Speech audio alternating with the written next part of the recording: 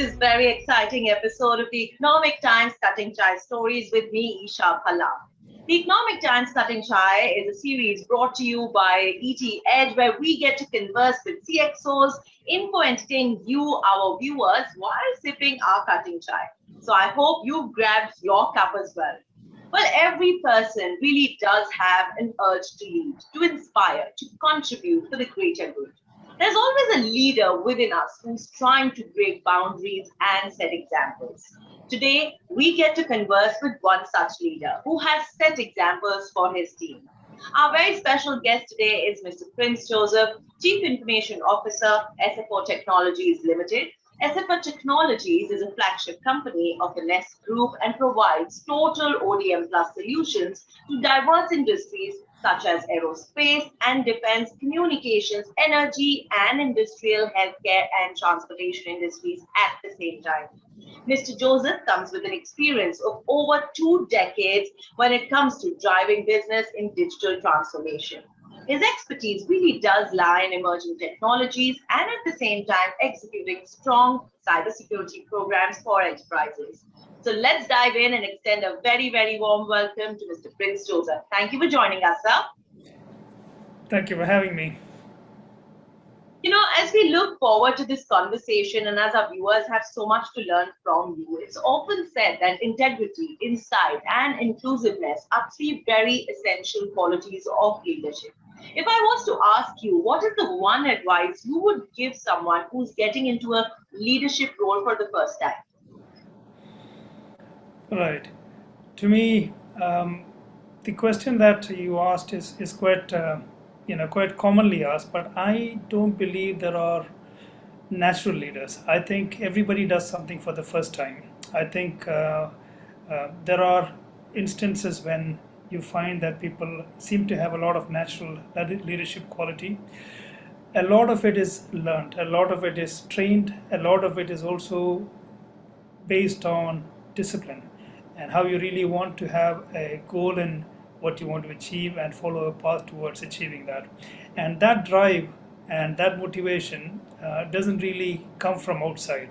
And the people who are able to internalize that and have an engine within themselves to generate this, they're the people who actually can make it in any role, in any designation, in any place. And I think they have a chance in taking the organizations also forward. So I look for talent like that. Personally, I won't say that I'm an embodiment of all of that, but I admire that in people. You very well mentioned how it is important to have these qualities, how they're really inbuilt in a person, and how you need to have that right kind of motivation. So if I was to ask you, how is it that you keep your teammates motivated? How is it that you make sure that they look forward to the goals and to achieving personal goals and organizational goals? So Isha, as a leader, and I believe there's two things that's very important. One is you need to try and walk the talk as much as you can. Second one is you need to remain transparent and open and keep the door open for new ideas. You can't be a closed leader. There are different styles. For me, this is what has worked, and I think this is what has probably helped me grow or limited me to where I am. So it's a balance of both, because there are situations where maybe a particular style becomes extremely useful. There are situations where another style is useful.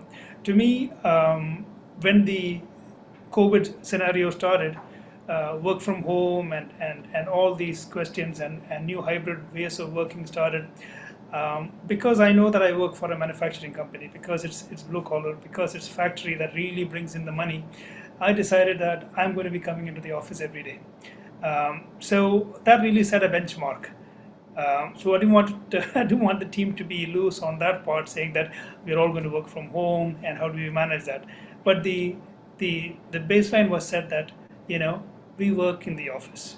Now it becomes an exception that okay, I'm unwell, I'm not able to come today. It becomes an easier process to manage that.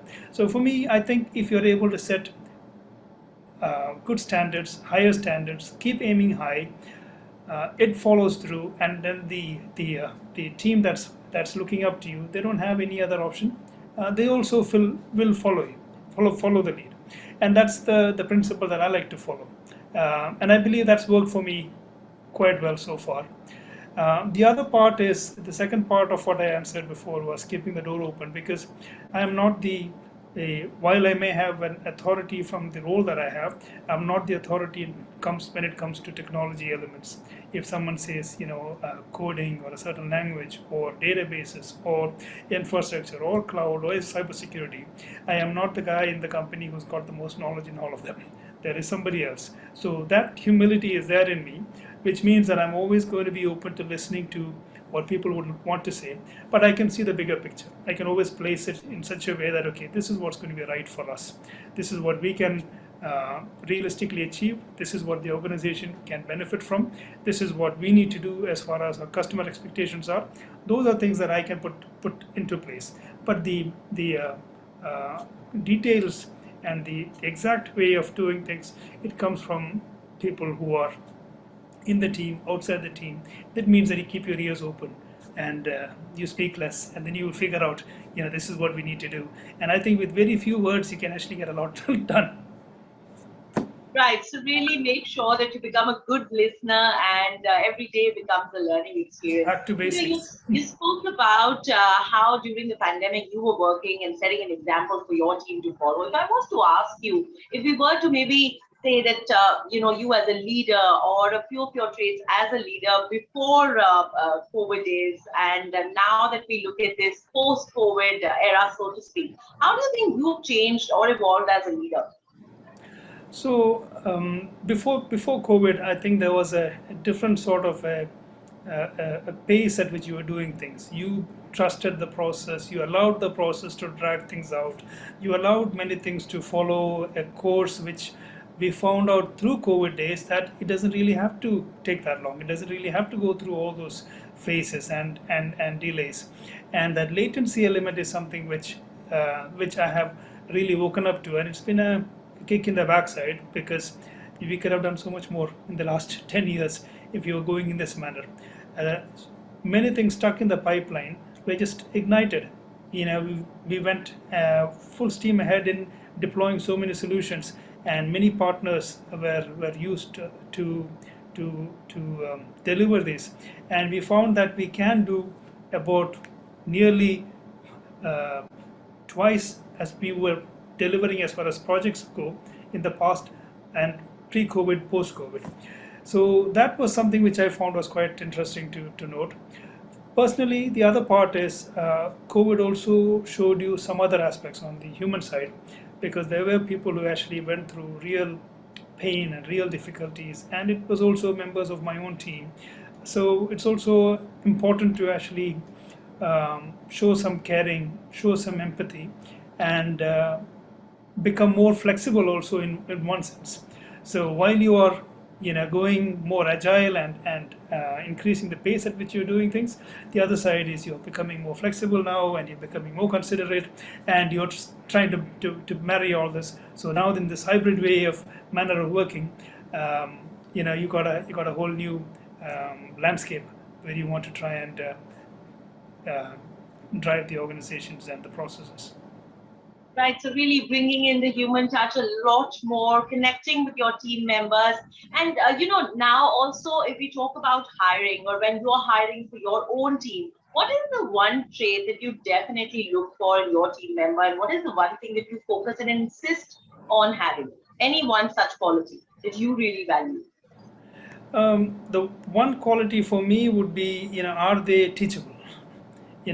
Are you in a position to demonstrate to me that you know certain things, you're willing to apply it, but at the same time you want to learn 10 times what you already know. And if that is the attitude that anyone has got, that hunger to gain knowledge and to gain experience, that is something which I value, because I think such people can always outdo themselves and outdo and go beyond our expectations. The other part, of course, is the current state of the market, where you got a mix of scenarios where it's hard to find talent, it's hard to identify talent, it's also talent hidden behind screens, because some of them want to work remotely, and it's a little difficult. But to me, I'm sorry to say this, but I can only value somebody who's working with me, and there is an interaction which is beyond screens, and I can sense and I can feel that this person is really willing to not just get their hands dirty, but really get their brains smashed in with a lot of things and take some risks. Such people is what I value. In fact, taking this conversation further, if supposing you had two candidates, two equally qualified candidates, and you were to choose any one of them, how do you think, or which pointer do you think would really help you make that final selection? This is something which I do, something that I learned from an old boss of mine who was a Kiwi. Name is Warren Panting. He had a map on his desk which said able and willing. But to me, I'll break it down into this. If two candidates are there who have got equal qualification, if they're able to demonstrate that they're able to be a good fit for this particular role, then I try to gauge them on how much potential they have, which one is going to actually go and do this with a little bit more of a level beyond them. So that is something you need to gauge very carefully when you're looking at two equal candidates. You know that this guy is a performer. This guy is a performer and he's got great potential, and that makes a difference. So you want to be careful. Now the other thing is, if my role only demands a performer, then I would actually go for the performer because I just want them to be a doer. If my role demands that you're going to have customer interactions, you're going to have complexities you need to face, then I'll go for a performer plus potential. That's my that's the way I would look at it, and make some selections and calls.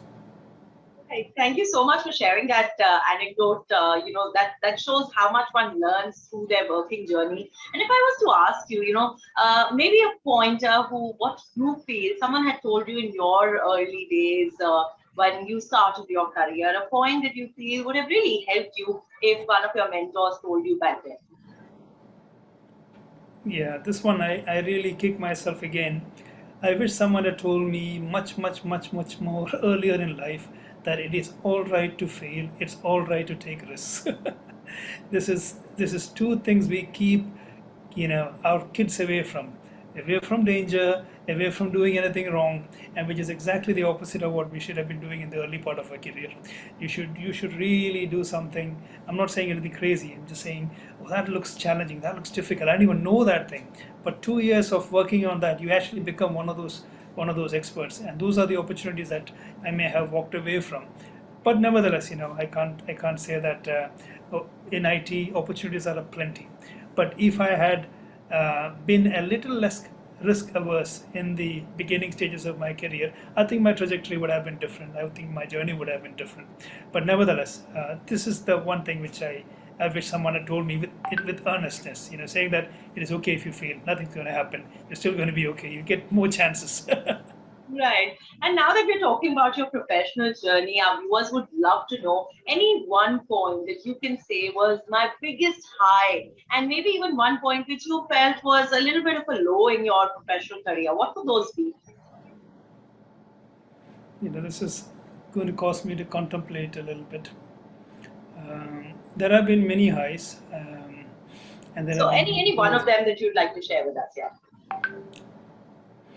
I think one of the highs that really probably defined a good phase of my future career was um, when I was picked out of a group of 16 in the 80,000 strong company that I was working in, to drive and become the core team that was going to do an IT transformation. This is a decade before, so it is not digital transformation. We call it IT transformation. Only now it would have been called a digital transformation. But this was the first gen IT transformation team, and I was picked to be one of the 16, and that was an incredible uh, moment to know that I am in that team, and the reasons for it, and the fact that there's so much of value attributed to what I could bring onto the table, and the experience of going through the transformation project, and post that my career itself had changed. And that is one of the moments, and I would say blessings that happened in my life, in my previous airline career when I was at Emirates, and can't forget that. But I can also come to a low. A low was when, um, for the right reasons, you had to close down a project where a lot of money had been spent. Um, and I would say that doing the right thing actually had a bit of a backlash on me, because the recommendation that was going from me was write off many zeros of money and start a project afresh. Whereas the the the pattern until then was that we'll keep this thing, we'll string it along. But I didn't want to string it along any longer. I joined that group that said, let's close this and let's do something new. And that didn't go down very well, because it was actually an admission of failure um, for a project that didn't really go well, but it should have gone much better.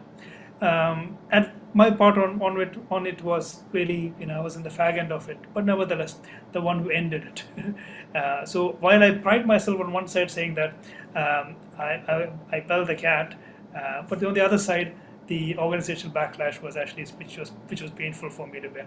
But it's a journey, and that was also a great amount of learning. And I think probably through that, I might have gained more insights into a lot of things, and the lessons learned was immense. So that there you go. In fact, we'd say it was really the right decision at the right time, even though it does pain a little to think anything closing down. But like you said, a decision that was taken at the right time and much needed. And now that we're talking about, a little bit of lows that one sees in their professional journey, if I was to ask you of any one trait or any one behavior which you feel doesn't work in the right direction for any leader or derails the leader's career, what would that be? And I can answer that with a lot of passion, because I believe that if you're selfish, you are going to drive discussions and decisions, and you're going to actually take people to the wrong places if you're in a leadership position. So the one thing you need to do is, you're already a leader. Now the right thing to do is to move forward, drive forward, get to that objective instead of looking after your own interest. So any leader who tries to, or who does that, and you can see examples of that all over, you can read about it every week, and the only motivation for them was personal gain. So if that is going to be a trait in any leader, it's a complete fail, it's a no, and it will be a debacle for himself and the organization. And that is the one thing that I abhor, and I think I would also look around, and I would make it a point that, stay honest, keep that integrity within yourself, and that selfishness is got to be something that you keep away, whereas you're actually a leader of an organization, you're leader of a team, and you got to stand by higher values than that.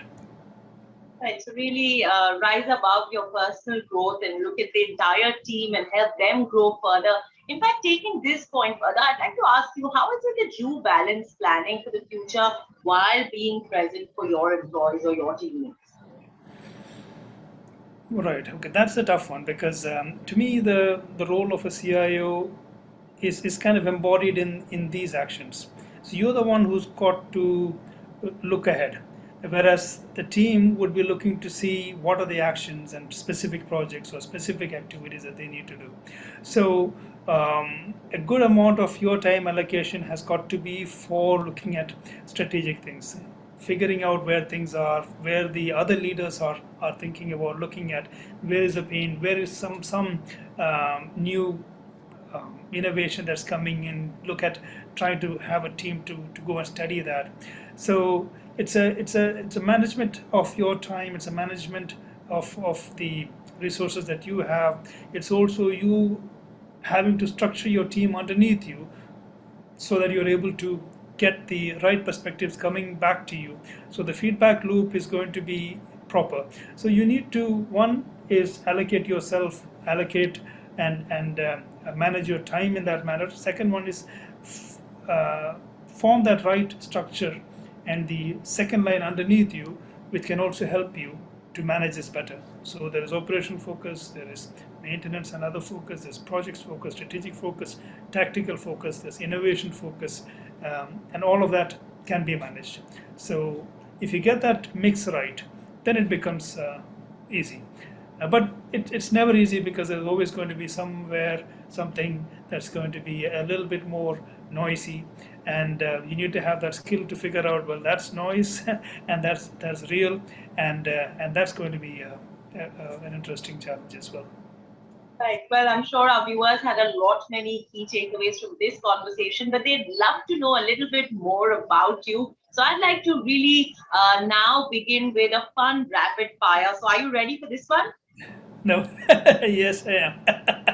Okay, wonderful. So very, very quick. You have merely 1 second to answer. Okay, so a doer or a thinker? Thinker. A good book or a good movie? Oh, still book. Shopping therapy or travel therapy? Travel therapy. Love or friendship? Love. Okay, this one's interesting. Money or happiness? Happiness. Fresh juice or our very special cutting chai? I would go with the chai. I love a tea anytime.